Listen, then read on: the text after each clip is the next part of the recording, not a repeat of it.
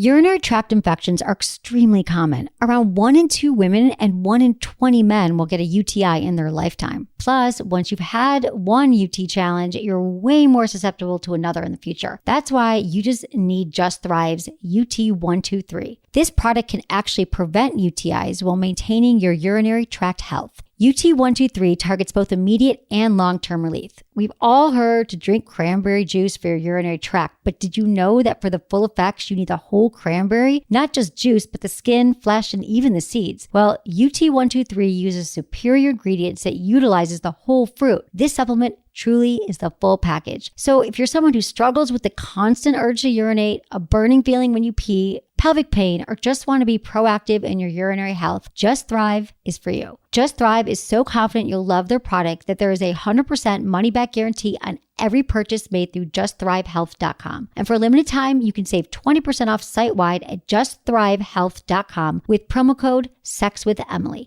That's justthrivehealth.com and use code SEXWITHEMILY for 20% off your order. You're going to love it.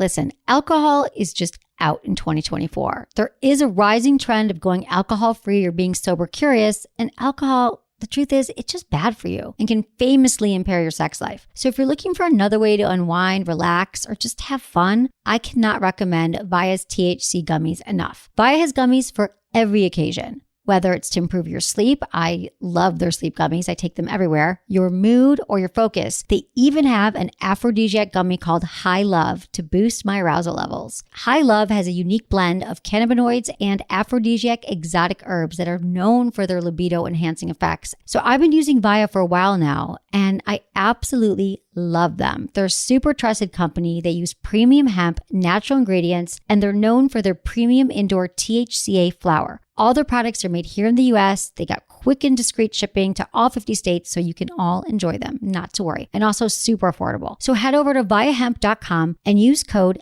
Emily at checkout to save 15% off your order. That's VIIAHEMP.com. Use code Emily at checkout for 15% off your order and let me know what you think. Cauldron, I don't know if we should be exploring Old Man Sinclair's property like this. Hush up now, help it. Old Man Sinclair's deaf as a coot. He won't hear us. And besides, this is what friends do. Go on adventures and find out the secrets of better sex together. What was that last part? Be careful. This is Old Man Sinclair's landmine field. Oh, Cauldron, I'm caught in a bear trap.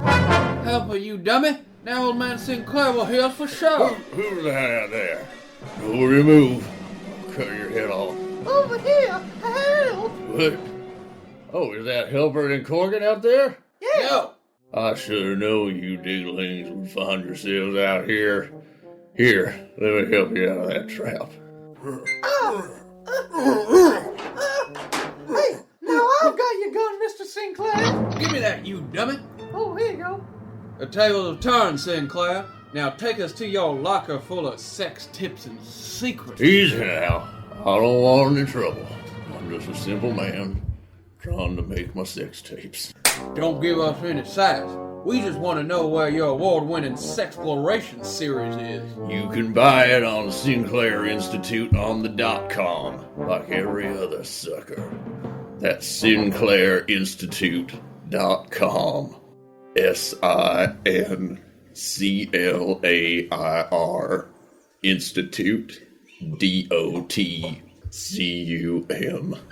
Cauldron, I just found the tapes. They was hiding here in this giant box that says tapes. We're gonna be sex masters. Help her, you dummy. Watch out, you're gonna fall on that gun aimed at Old Man Sinclair's head. Whoops. Oh, guess we should have gone to SinclairInstitute.com like you said. Yeah, let's get out of here. Hey, Cauldron, how do you spell that website again? Help it, you dummy. SINCLAIR.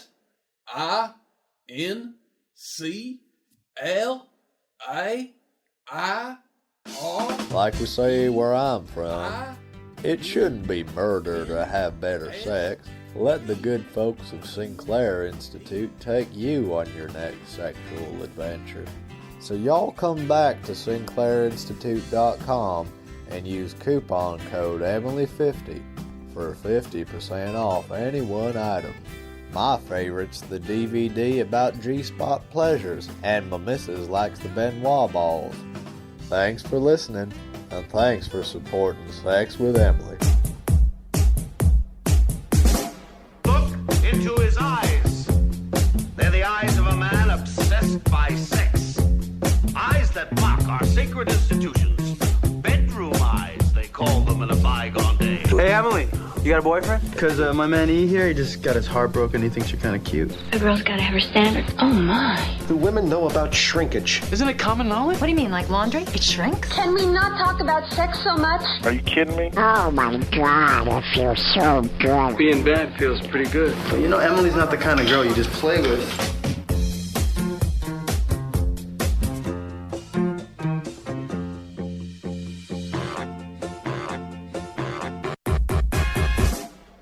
You're listening to Sex with Emily. We're talking about sex, relationships, and everything in between. For more information about Sex with Emily, go to sexwithemily.com, where you can listen to our podcasts, sign up for our mailing list, buy sex toys, and check out all the fun stuff happening on our site. And please sign up for our RSS feed. Then you'll never miss a show again, because we're doing several shows a week now, and they'll just come right into your inbox. Right, Menace? It'll come right to you, yes. It'll come right to you. And the best way that I listen to the show is through Stitcher. So if you download the Stitcher app for your mobile device, that's for an iPhone and a Droid, you can stream the show right there. Yeah, you just it's search really cool. Sex with Emily, and it'll just start playing.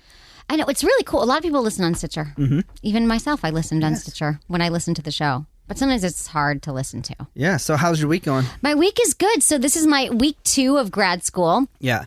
And I'm in a grad school for human sexuality. I'm going to be a doctor of human sexuality in the next 9 months. And we've been watching porn for about 5 days. And lots of porn from the 70s. And they're educational films. They're not really like calling them porn, but they're these educational films that the leaders of the school made like 25 years ago. How hairy is everybody? Okay, so thank you.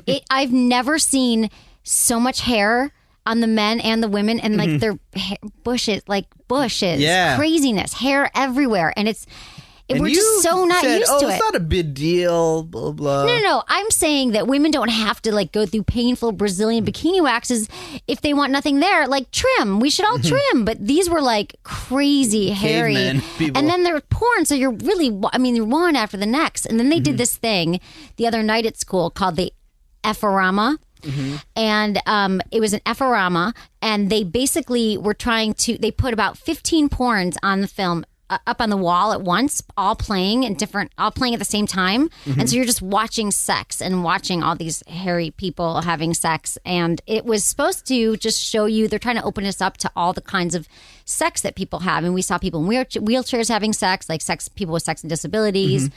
There was someone having sex with a horse. Really? Yeah, well, I'm going to be an expert in sex, and people are going to come to me and talk to me, and I can't be shocked by anything. So they're trying to not shock me.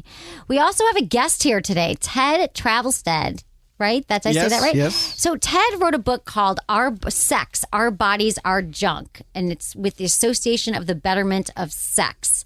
Conan O'Brien said it's possibly the most irresponsible book written on the subject of sexuality since the Bernstein Bears host a key party. Really? Yes. And so Ted you're an actor, writer, working for Vanity Fair. Yeah. You've written for VH1. You've been published in Esquire, Radar, Premiere, Maxim, and McSweeney's. And you're an actor, and you're great, and you're here. Thank you. Thanks for having me. Yeah, Very sure. exciting. We're going to get into your book and all the details and everything you learn later. And just awesome. Feel free to just chat with us here. Just pipe in. So it's been a very interesting week because I'm learning a lot, and there's students from all over the world. I'm one of the only Americans. We've got someone from like Poland and Australia and Israel and Thailand. Really? Yeah. And you just sit in a room and watch a lot of porn, and then people come in and speak to us about different things, and it's interesting. I like it so far. It's really good. And I brought you this old Penthouse forum from 1975. And really, it's not so different than what we talked about. Remember, Penthouse forum was made for women. It was like it was a groundbreaking thing that was helping women, groundbreaking magazine, helping women to orgasm, how to make them. These are the headlines from 1975. How stress affects sex, helping women to orgasm, how to make marriage work, the sexually liberated female. So I like it. Sounds like a Cosmo. It does sound like a Cosmo. It could be Cosmo, but it's great. It's pictures with lots of sexual different things. stuff. Yes. So it's good. How's your week? My week was good. You didn't show up to my birthday party, but that's fine. Whatever. Are you mad about that? I'm sorry. I I'm saw just you saying. Okay. I was really. I knew on you my weren't way. coming anyways. No. I was going to come, but I felt like it wouldn't have even been special. You had 500 RSVPs. You wouldn't even talk to me. What are you talking about? You would have came up to the VIP. I would have allowed you to. You would have allowed me into the VIP. Was it fun? Did you get hammered? It was I got extremely hammered. It was really fun. I had a couple bands there that get like national radio play, and my friend who's a big time DJ, he's like did his first like public set in 5 years, and I wanted to be there. It was amazing. I got kind of sick. I saw you. We were recording the show, and then we went to dinner, and then I started getting this hot flashes and feeling kind of nauseous, and I had to go home and go to sleep. After how many drinks? No, I had one drink. You know me. Yeah. I'm not a big drink. I had one drink, and I got kind of, and I had to go home and sleep. Really? Yeah, I swear to God. And it wasn't because I was with the guy, which I know you were probably going to say, but that's not it. Really? Yeah, I feel this bad. Sounds like a bunch of malarkey to me. No, it's so true. Whatever. I was at dinner with all his friends. This guy, so I went on a date with this guy, and it was like our second date. He came in from LA. And you wanted out so quick. Yeah? I wanted out of what? The date. But go on. I did. Do you think I did? You met him. Let me hear the excuse on how you got out of this thing. What do you mean how I got out of the date? Did you? Oh, okay, hold on. Did you hang out with him the next day? He left. He left the next day. But did you hang out with him? No. No. Okay, cool. So you wanted out of the date. I didn't want out of the date. Yeah, you did. I really didn't feel well. I was it was like I all of a sudden just got like when you get. I literally I swear to God, like I started sweating. I started like getting nauseous, and it was just we were at this dinner with all his friends, and I couldn't talk. He's like, "You were really quiet." No one's ever accused me of being quiet. I'm not the quiet one at the table. I'm like, sex, whatever. And I was quiet. And I've done it before. I said, yeah, I'm not feeling very well. I have to go home. Yeah. But it's no, cool. I didn't. Did you think I wouldn't like him? I don't know. Okay. I'm just saying, like, that's kind of odd that I'm so sick that I can't. Yeah, no, I really did get sick. Home. Yeah, well, it wasn't because of the date. No, it was real.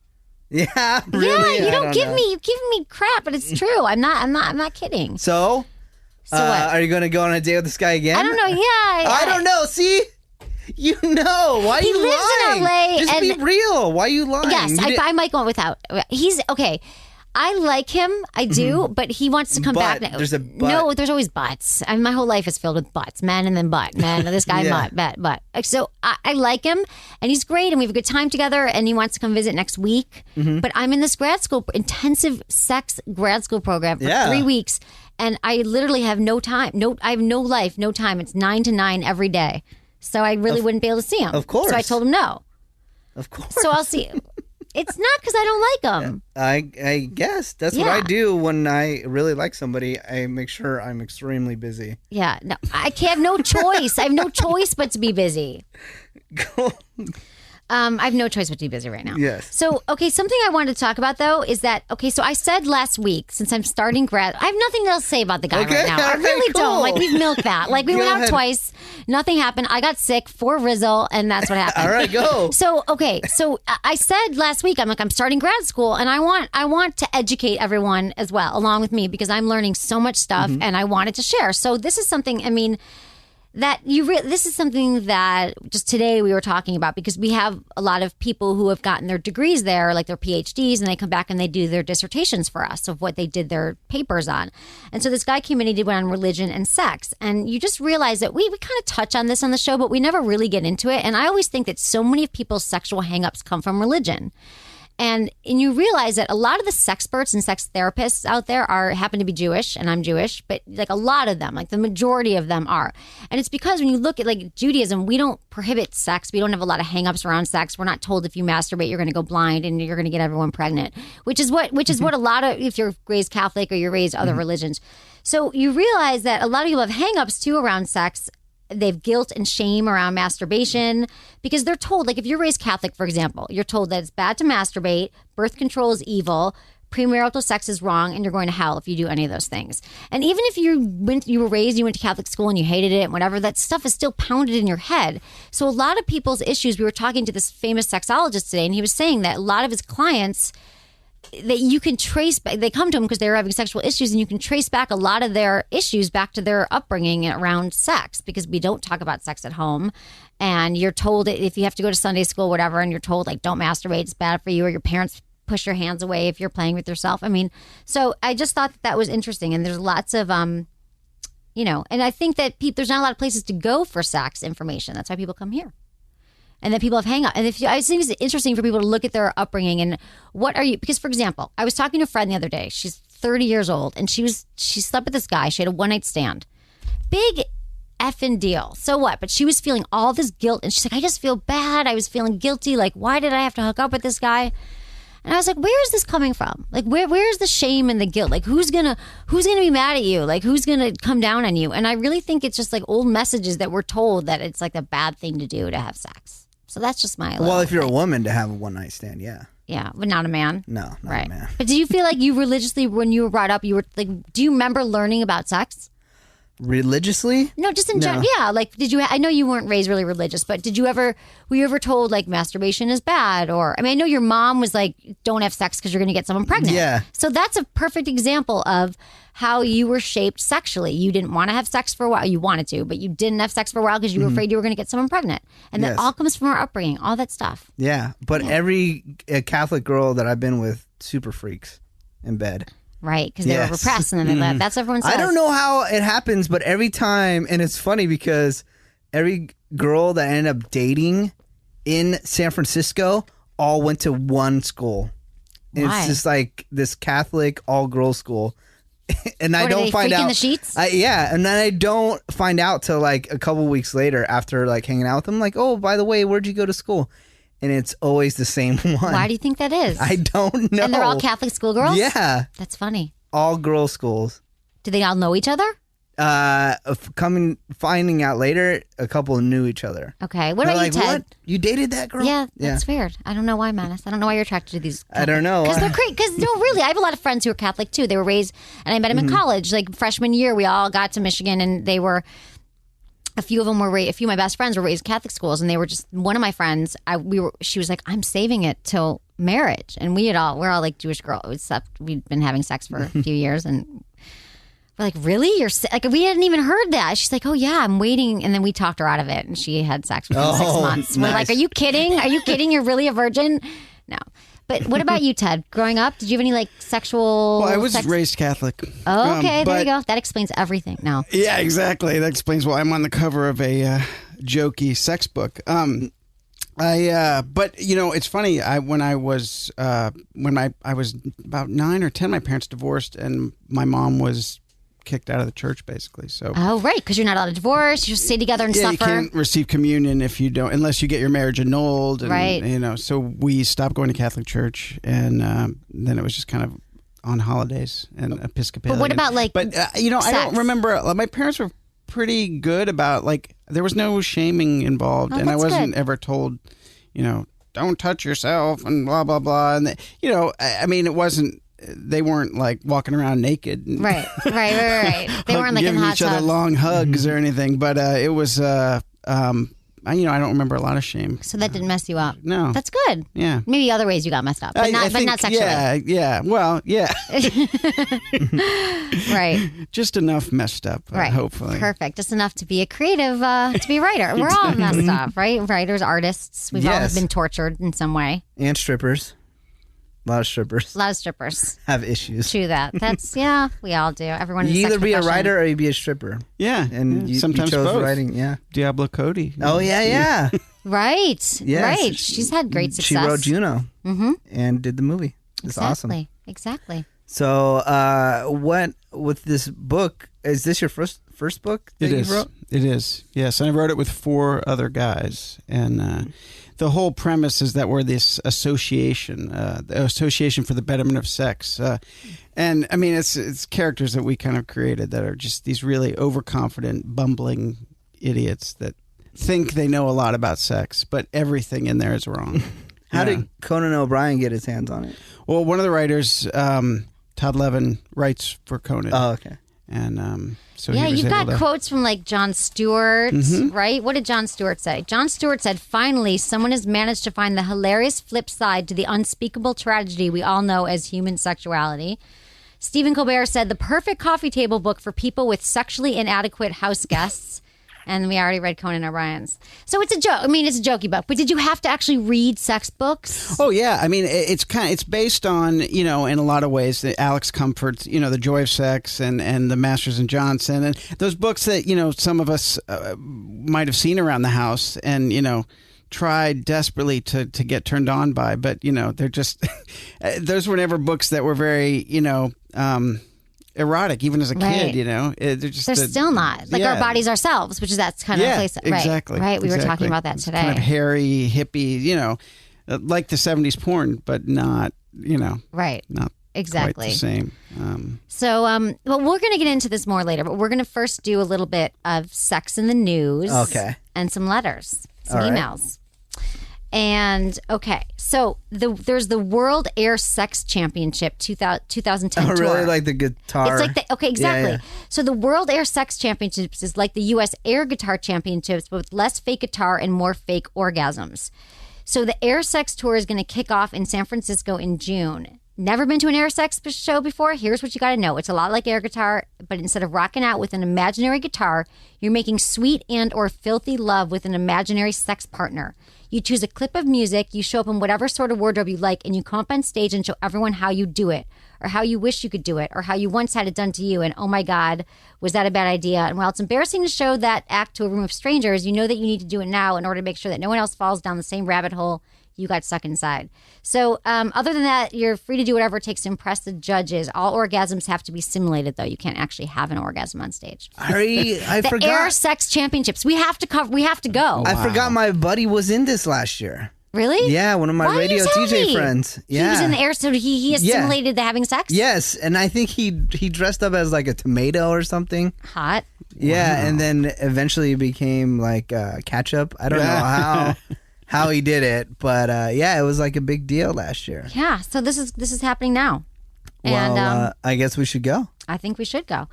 Okay, so also this big poll came out this week. There's been tons of press on it, and it's about Americans and their sex life. Americans like variety, not condoms. So vanilla sex in the U.S., not so much. We've got at least half of the Kama Sutra down, according to one of the largest national sex studies ever conducted from Indiana University, which is where, Kinsey came from. So there's a big sex institute there. In their most recent sexual escapade, Americans practiced more than 40 combination of sexual acts in the bedrooms. So the survey was tracked sexual health and behaviors of 5,800 adolescents and adults between the ages of 14 and 94. So here's what it says. The wham, bam, thank you, ma'am type of sexual encounters are not as common as sitcom jokes would have us believe.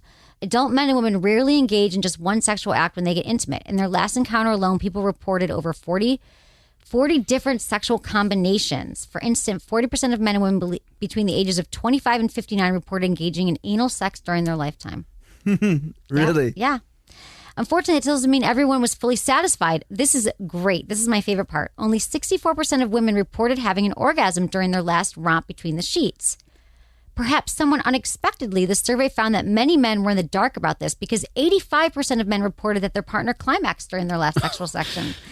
So imagine that. Women are faking it. Or men just assume that she's having an orgasm. And she's Why would not. they fake it anyways? Why What's do the women big fake deal? it? Yeah.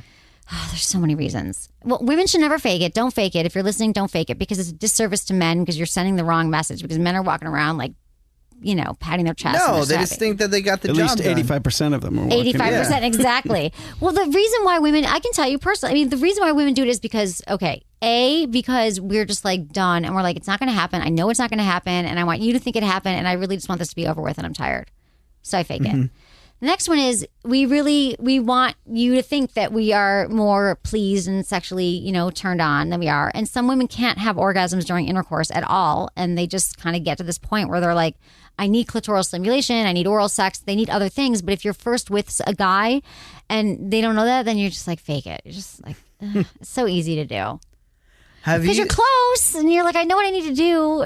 But I don't do it anymore. I've totally sworn off faking it. I was going to put a proposition on the ballot that was like no on O. Like no one faking orgasms. So everybody in the nation could not fake orgasms anymore because it really is just disservice. Speaking about fake orgasms, Yes. I was watching a movie last night because I couldn't sleep. It was too hot. And this is not a movie that you would watch, so you need to watch it, is Spanglish with Adam Sandler. There is a ridiculous orgasm scene in that movie. Just like over the top, hilarious. What happens? It's just an actress. She's pretending to have a sex scene with Adam Sandler, and it's just hilarious. She like faking an orgasm? Yeah, and it's just like over the top. That's the most so funny. Ridiculous one I've ever seen. Okay. Like what Harry Met Sally. Yes. That's the most classic fake orgasm scene. Yeah, but this one's even tops that one. So you got to check it out. Okay. So people, Netflix. I'll check it out. Netflix it. I got so It's many in things. the UK now, so all our UK listeners can check out Netflix. Okay. Exactly. They're not a sponsor. Okay, as for safe sex, adults over the age of 40 have the lowest rate of condom use, since the survey findings also show that condoms are used twice as often with casual sex partners. So people over 40, but kids, young adults, age 14 to 17, 80% are using condoms. It's like the older we get, we're not using, or we're thinking we're fine, or we already have all the diseases we're going to get or something. I don't know. People aren't using condoms. And in case you didn't know this, all guys masturbate. Unless they're under the age of 16 or over the age of 70, all men in the study reported pleasuring themselves at least once in the past year. However, only 40% of women reported masturbating within the past year, though, which means we're as likely to get ourselves off in a single year as we are to engage in anal sex throughout our entire life. I know you don't care, but what about your friends? What about them? Do they care if their man masturbates? No, but that is a very common issue in relationships. Women and men, the women don't understand why their husband or why their long-term partner needs to masturbate if they are having sex on a regular basis. And I'm just saying, it is nothing to do with the women. Men need to masturbate. They need a release. It doesn't matter if they just had the most amazing, sometimes having a lot of sex makes you want to masturbate more, right? Ted's nodding his head. It's not a bad thing, but a lot of women who don't understand this, I think, are threatened by men's masturbation because they feel like, well, I wasn't enough and something. Yeah. Why do you ask, Menace? Because I was in a relationship where the girl that I was with was upset if I masturbated. Because I would last longer in the bedroom. That's why you pregame. Yeah, but she didn't want that. She didn't want because it didn't take her that long. The Catholics don't want that either because you're wasting sperm.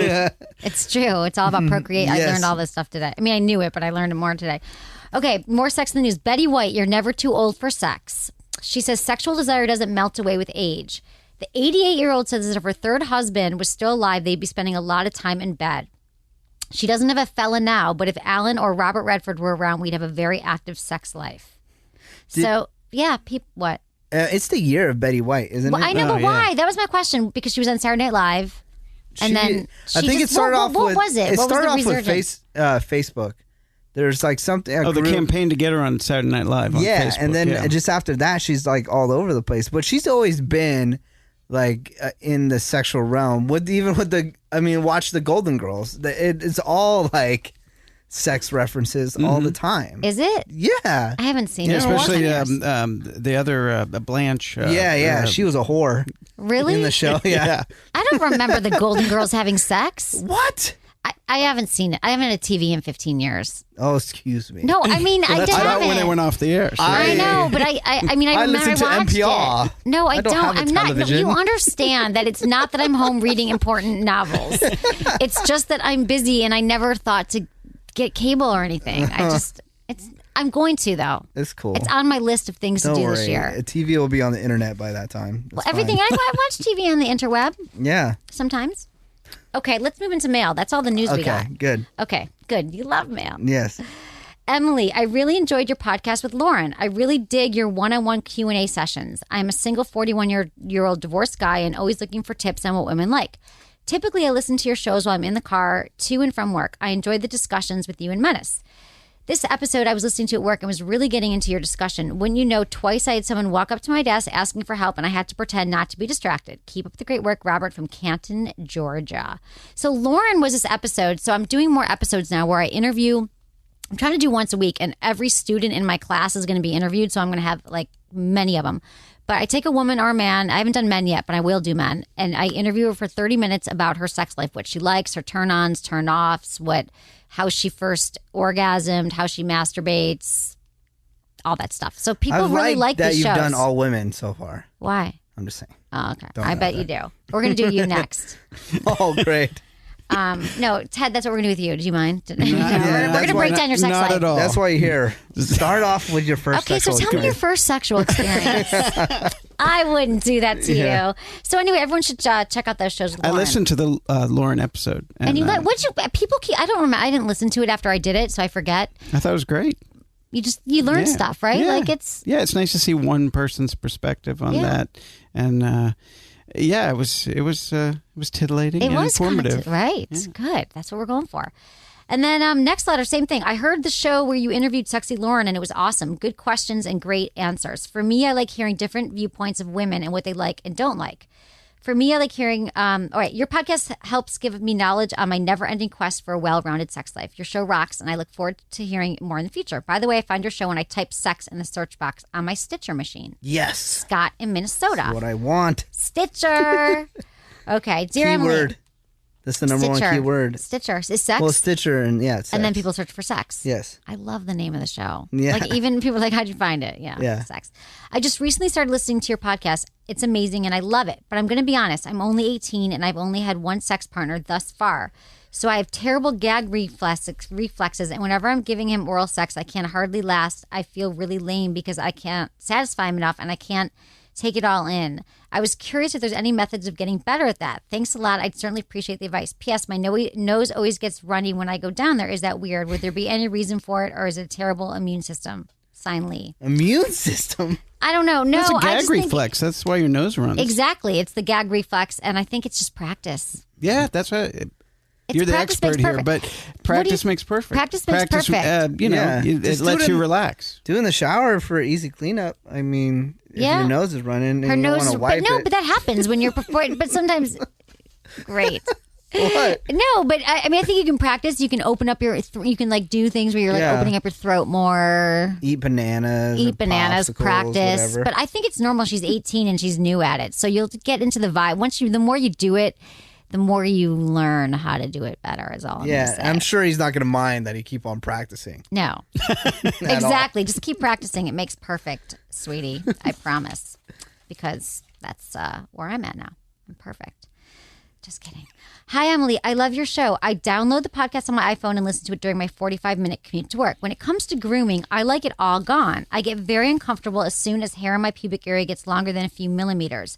I started doing the Brazilian a couple months ago and really love it, but it would be awesome if I could laser it and never worry about it again. So here are 2 questions. How many times do you have to go for the treatment to become hair-free? Are you completely hair-free, or do you still have to tweeze here and there? Take care and keep with the good work. From Jen. Okay, so I said a few weeks ago that I got laser hair removal. And so I didn't get it all. Remember that when I talked about that? Oh, you just made a face like you didn't know. No. I just didn't know it was in that region. It was in that region. No, that region. Like I lasered. I have a friend who was like a laser. Like we did like an advertising trade, and he's like, get free. So you go 6 times, and it's not that painful as you think. And it's this laser machine, and I got like most of it. I still left some because I figured, what if the bush comes back? I don't want it all gone. Yeah. It's permanently. Your hair is permanently gone down there. Wow. So a lot of it is gone, and I don't have to shave that much. But yeah, sometimes I got to like tweeze and shave and do stuff like that. Well, not without getting into too great detail. How do they? What's the machine? Well, yeah. I mean, are they just? What's happening? Yeah. Okay, so they put like this like liquidy stuff on you, and then they use it's a huge machine like. And they take this like laser wand, and it basically and you put it on. It sounds really painful, but it's not that bad. But it burns your hair follicles, so they're permanently dead. All right. So the hair follicles are dead. Nothing grows back. Yeah. So they're like dead for life. But I have a friend who's a former stripper, and she got it all off, and I really couldn't commit to that because I was like, what if the bush comes back? I don't know if it will, but what if you ever want hair there again? I don't know. It just seemed like a lot. I don't to take know all if the that hair trend off. will ever come back. Oh, okay. I see what you meant. I thought you meant what if it grows back? And no, right. You meant the trend. I meant what if someday I want hair? Am I going to be like 100 years old and have no hair down there? Go Merkin shopping, you know. Exactly. Right. Exactly. Merkin. Right. What color was the beam? Right. It was a red beam? Yeah. No way. Yeah. And it beams off your hair, and you have to go 6 times. And even after the first 6 times? Yeah. 6 times they cover the same area 6 times? Yep, 6 times. And you go like every 2 months. So you wait in between. Or maybe every 6 weeks you go for 6 months. They lasered my eyeballs and it took 30 seconds. I know. But this is the serious hair you're getting rid of. And you can do it all over your body. I mean, you could do it your legs, you can do it under your arms, you can do it everywhere. So you never, ever, ever have to shave again. And it's pretty amazing. And you're done. You've done the 6. I'm done. I did it. I did it like 2 years ago. It's amazing. Find a good person if you're going to do it, though, because I watched Oprah and I saw some bad ones. Bad lasering? Yeah, bad lasering. Yeah, find a really good one. Email me if you want recommendations. Come to San Francisco. I've got the best place in San Francisco. But I got offered by this guy who started this place, and he was like, Emily, you should come in and do it, and I'll give it to you for free because you'll tell people about it. I was like, okay. It's called Smooth SF if you live in San Francisco. Smooth SF, it's on Union Street, and it's amazing. Sweet. Fantastic. No more hair, no shaving. One less thing to do. Don't have to get the Brazilian anymore. The Brazilian wax, would you rip off everything? Painful. Ugh. It's out of my life. Out of my life. Never have to make an appointment to get a Brazilian. I wonder if he has a lot of male clients. He does I'm a ton. sure. No, he does have a ton of male clients because of the back. A lot of men have like back hair that they don't want or that their female partners don't want them to have. Yeah. And I think like a lot of gay clientele, Menace, maybe you'll go in. And, Maybe, because I'm done with bleaching, so. do you bleach? No. Just kidding. Okay. Question for Menace. That's the subject. Oh, great. Here we go. Emily. No, this one's not too bad. Emily, here's a question for Menace. You can use on the show if you want to. Menace, is it possible to be too nice to a girl? Many girls seem to like the bad boy image, which is the impression I get of you, and you seem to be doing okay. Is there a happy medium between a gentleman and a bad boy, or is it all or nothing either way? Troy in Las Vegas. Troy writes us all the time. He's our Troy, buddy. let me tell you this. I play the nice guy role, and it doesn't work. You don't get laid. Even when you get in a relationship and you're nice to them and you do everything for them, they'll just start taking advantage and think you're boring. You have to mix it up. They need the drama. They need something to call their girlfriends about to call you a dick. You know, they need that kind of stimulation. You can't be nice. You can't. I disagree. But you can't be a dick like 24/7 and you can't be mean to people for no reason, but you cannot be nice all the time. Okay, I'm going to say this in a different way. It just doesn't work. I think that there's something to be said for the guy that is independent and has a life and has a lot going on, and he's not calling you every 5 minutes and being like, I'm madly in love with you and I think you're so great. There's something to a man keeping his independence when you first start dating, and to not be all like, I'm in love, can we see each other Tuesday and Wednesday and Thursday. The guy that takes a distance and takes isn't totally just all over you, I think is attractive, who's independent and has a life and doesn't make you his whole world. So I think more. Yeah, but I know guys that you're talking about, but on top of it, they're just nice, and then they're. I want a nice their guy. wife I don't leaves want a them guy who's a after jerk. like 14 years. I don't want a guy. I think you can be too nice, yes, but I don't think you have to be a dick on the other side. I just believe you have to be a dick. Okay. He asked you. I guess I can't really say anything. I don't but know. what do you think, Ted? Well, I'm not a dick. I'm a dork. So yeah, I'm the worst. You know, I was the nice guy, and I went through many, friendship zones every time. Yeah, it was every bad time. News. I mean, I'd love to say that, Menace is wrong. Me too. It's so fun saying Menace is wrong. It's my favorite thing. Well, because it's really still hard to believe that you have, that's how you could get a girl, is by being a dick, and it sucks. And I'm not. But saying, I've seen that happen a lot, and I'm not saying it's awesome, or this is just like the thing to do. But there's women that I wanted to get with for like 10 years, and I was just nice to them. Whatever they wanted, I would do it for them. And the minute I stop doing that and start like not caring and just talking crap to them, all over me. But see, I don't think that you're being a jerk. You know what I think it is with you, Menace? Is that you really have your own life, that you're very busy, you're really committed to work, you sleep here, you live here, you are always working, and that's your number one priority. And a woman might wants you to make her your number one priority, and that's just never going to happen. So she's constantly like, your work is the other woman. I think for you, that's your dynamic that plays out. Yes. Personally, I think that. So I think you're not that you're a jerk. You're sweet, but you're like, sorry, I'm flying here and I'm flying there and I'm doing a concert and I'm interviewing Lady Gaga or whatever you do. Kathy Griffith the other day. Kathy, how was that? That was cool. I liked her. Good. She's funny. So I think that's what it is. It's more like just Troy, just being like just having a life and being interesting. Yeah, I would say be independent, have a life versus like purposefully trying to play a game and be a dick, you know? Right. Yeah, actually, you know, another thing is you don't have to be a dick, but don't be a pussy. You know? Stand up for yourself. If you don't think something is right, say something about it, you know? Right. And if she doesn't like that, then you know what? There's another girl out there. Yeah, that there's probably plenty would, of women. you know? Right. Okay. There's hoes for days. Hoes for days. Okay. Hey, Emily, I'm 21 years old and I love your show. I absolutely love your outlook on sex and actually agree more with you than Menace most of the time. I just finished listening to the Real Tips from Real Women podcast. Last week, I was with a girl that I frequently have sex with, and you talked about in the podcast how undressing your girl and warming her up doesn't happen much anymore. Well, this girl and I have really passionate sex, and it always has to do with how we first start off. I remember that night taking off her clothes and just feeling her boobs while I kissed her neck. There was so much passion in the air, and it was a great moment that contributed to how amazing the sex was. Thanks for all your help, and keep it up. Us men need all the help we can get. P.S. Kristen Davis and you seem identical to me. Signed, Raz. Who? Kristen Davis, the actress from Sex and the City. Where's she? Which one? Oh, yeah. Okay, The sorry, brunette? I barely watched it. Right. Yeah. You kind of do. Some people say we look Yeah, alike. resemblance. Yeah. This, you know, height, shape. That's not a bad thing. She's beautiful. Oh, yeah.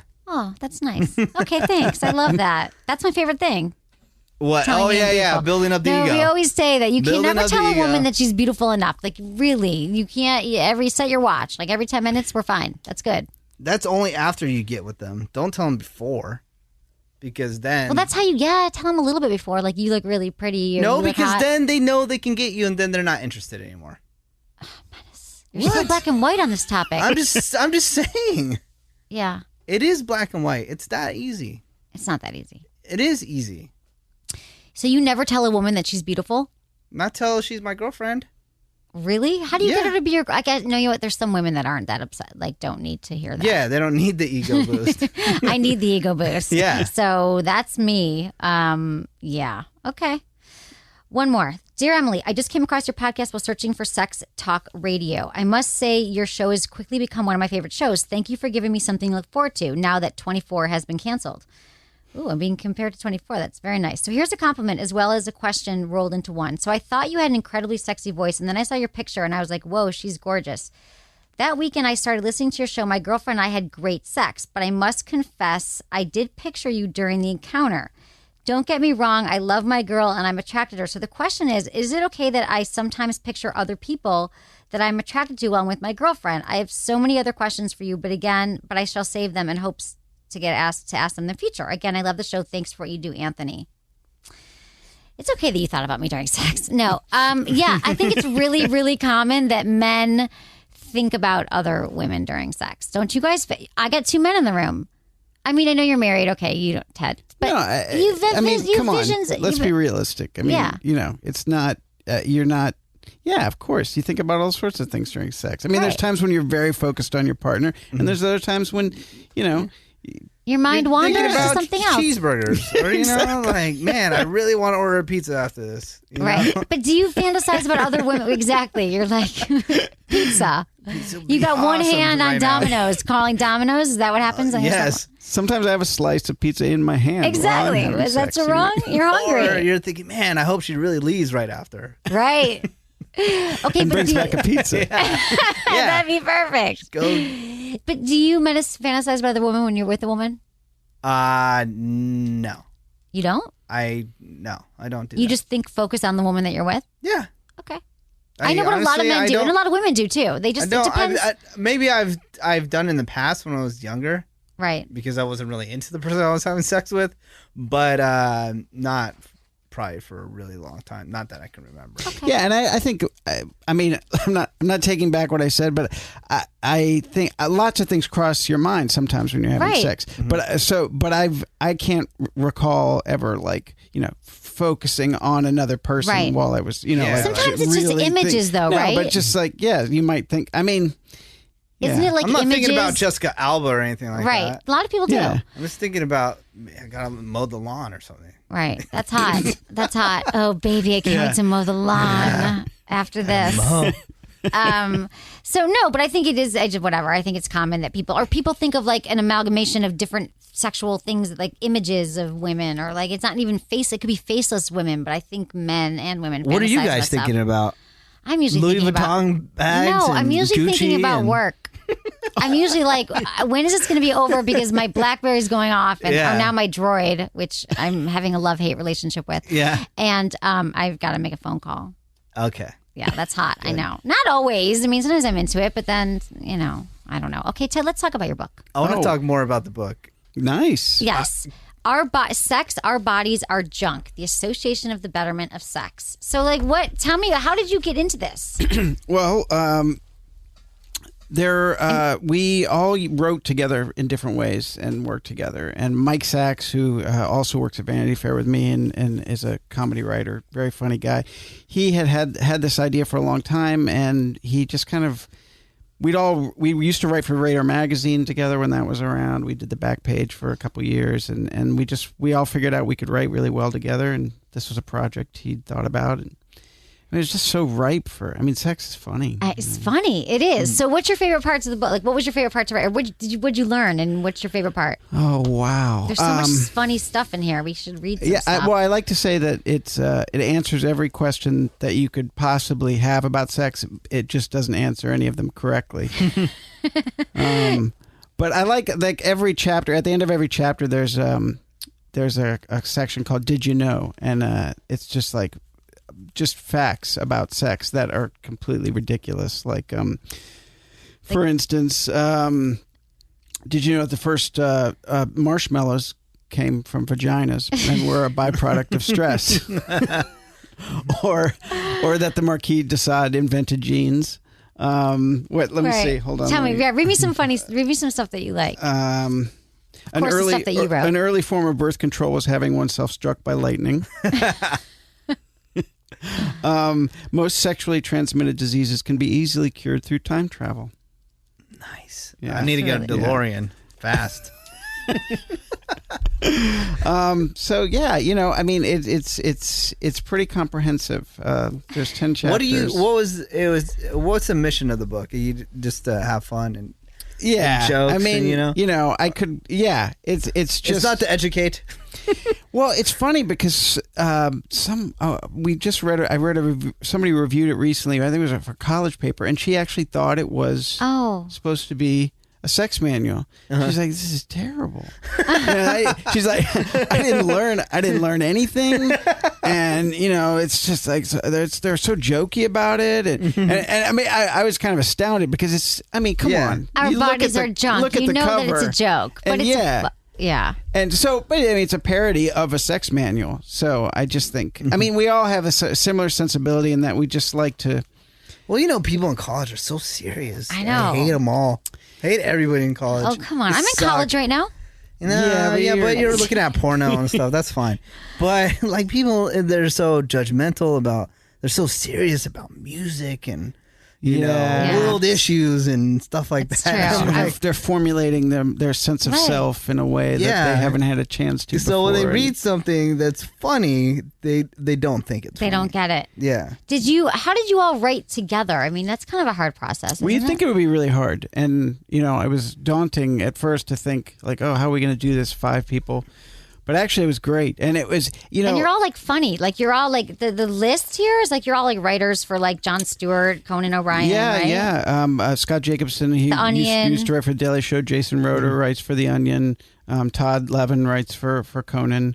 And so I mean, the great thing about writing with a group of people is that when you're writing by yourself, you're accountable just to yourself and maybe an editor. But when you've got 4 other people that are really funny. You want to be as good as them, and so you're trying to, and you also want to turn your stuff in on time because you've got, 4 other people that are going to be like, "What are you doing?" If you're not.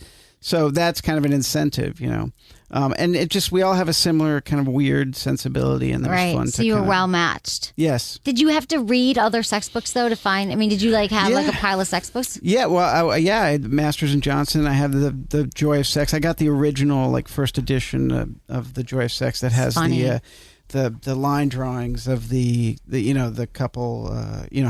That was really controversial. That first Masters and Johnson's book just coming out, people hadn't seen pictures like that. Yeah. Well, and then the Master Johnson, and then the Alex Comfort one, the Joy of Sex. I mean, just obviously now the Joy of Sex, you pick it up, it has photographs and stuff. But then it was I know, it's just all text. Yeah.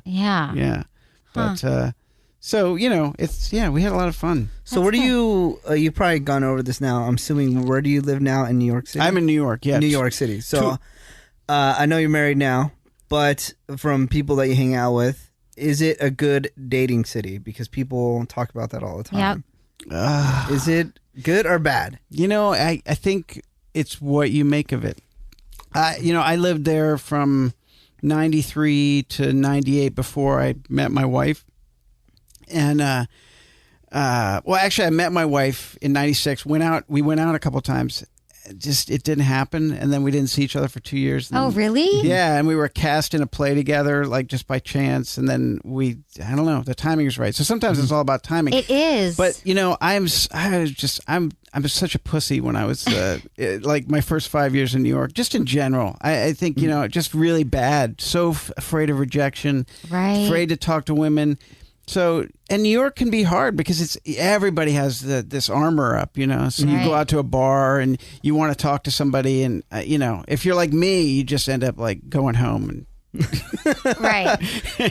and taking care of yourself. Exactly. Which really sucks. So, but it is what you make of it. Have some balls and get out there and don't be afraid to talk to people. You got to just keep talking. New York people, but that's the thing about New York. I have this. Every city's got their known pattern of dating, and it's like New York, they say that women do get asked out in New York a lot, that men are more aggressive and they're asking you out, and then here men don't ever ask you out. They're like, let's just maybe sometime we'll run into each other in the park again or something. And it's I think I remember hearing on this show how there was no actual dating, it seemed like in no San one Francisco, dates but New York, my friends are always going on serious dates and going to dinners and whatever. It's good. So I mean, if you, it can be a great place to date people, but maybe I should move Where there. are you originally from? New Mexico. New Mexico. Oh, yeah. I can see. I've driven through New Mexico. They don't even have a radio station out there. What's the population? 30? I can just imagine the culture shock going from there to... Well, I didn't go straight. I moved all around as a kid. So, I went to high school at Virginia Beach and, But a lot of different places. I bet the dating scene in New Mexico is just crazy. It's going off right now. Yes. So what are you working on now? Any other books? Are you writing for Vanity Fair? Yeah, we actually, the five of us we've kind of branded ourselves under the name The Pleasure Syndicate. So we have another book that we're pitching that kind of, it takes place in the corporate environment. People sleeping with each other in the corporate environment? No, it's not sexual. Oh, it's I'm assuming everything. My brain goes to everything everyone says. They're like, how was your day? I'm like, did you just say you want to show me your dick? I'm like, no, but it's not about sex. Okay. No, but I mean, when we covered, we like to think we covered the gamut with this. You did. It's funny. It's great. Everyone should pick it up. Sex, Our Bodies Are Junk. Where do they find it? Do you have a website? Oh, yeah. Ourbodiesarejunk.com. Oh, that's perfect. Yeah. Okay. Thanks for listening to Sex with Emily. Better relationships equal better sex. Sinclair Institute, the leader in sex education products for adults, has been saying it for over 20 years. I've seen some of their DVDs, and I highly recommend them. Find Sinclair's ad on my products page on my website, sexwithemily.com, and save 50% off any one item when you put in Emily50 at checkout. Enjoy the show. I promise your sex life will improve.